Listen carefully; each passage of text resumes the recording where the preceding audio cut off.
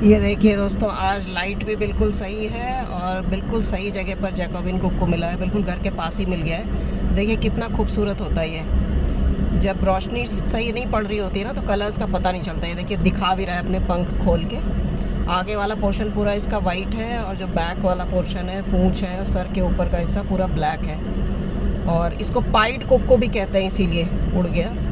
Pied cocoa का मतलब कि सिर्फ ब्लैक एंड वाइट उड़ के उस तरफ गया है अभी।